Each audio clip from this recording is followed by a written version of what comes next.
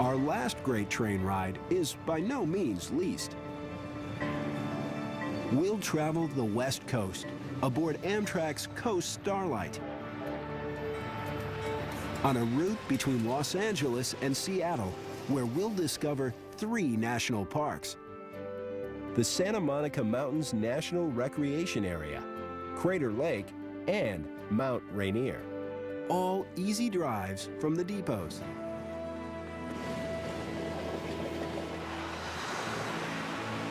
The first park on the route is the world's largest urban national park, a recreation area that reaches from the heart of Los Angeles to the eastern end of the Santa Monica Mountains.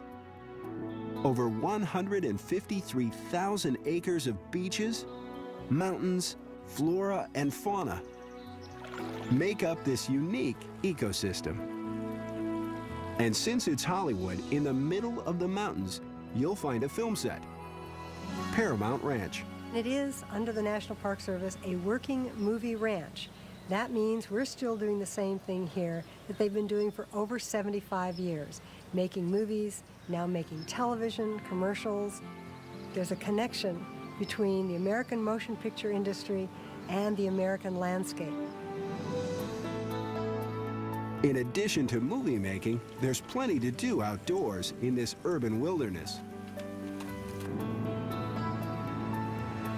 Along the ocean, the coastline's rugged and the surf's up. We'll catch the Coast Starlight back in the city at LA's Union Station. Once aboard, you're in for another treat. This trip from Los Angeles to Seattle is spectacular, the views, you see. We have 125 miles of ocean front that we're leaving out of LA, and it's just beautiful.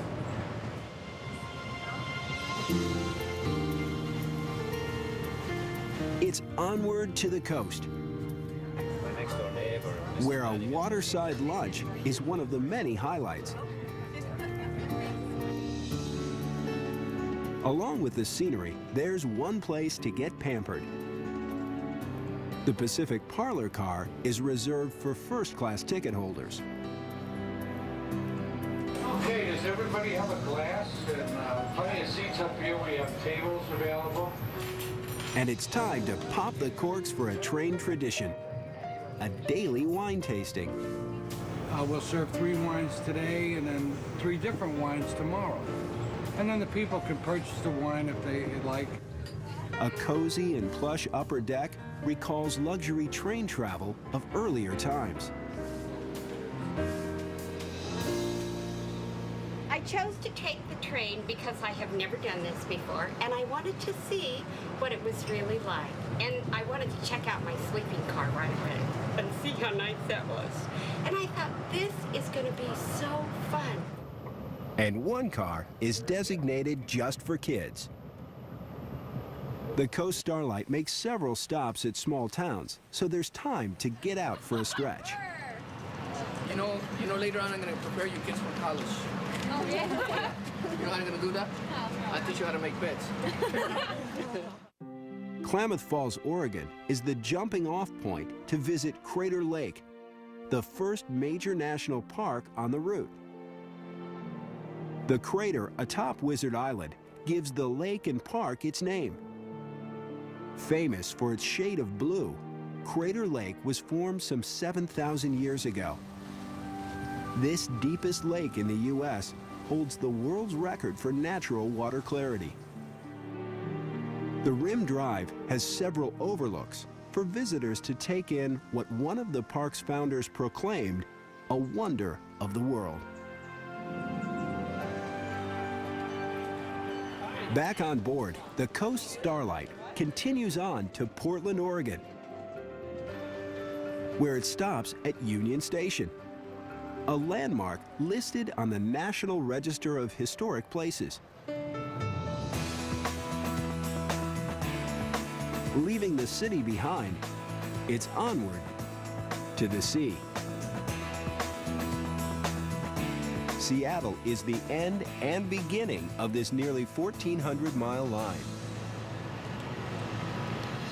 From the depot, it's an hour and 45-minute drive to Mount Rainier National Park, where the park's namesake, a sky-high mountain, rises 14,410 feet above sea level to dominate the view. More glaciers can be found on this one peak than on any other mountaintop in the contiguous U.S., while some 10,000 of its annual visitors take on the mountain. Most see it from the road or hike the 240 miles of maintained trails. National parks and a spectacular coastline make the Coast Starlight a great train ride. Train travel is a journey. It's not just getting somewhere, it's a journey, and I think people love that idea. You really get a feel for the landscape as you're riding along, looking out the window. You can see what the geology is, you can see the wildlife which is there. The railroads were instrumental in creating the national parks over a century ago.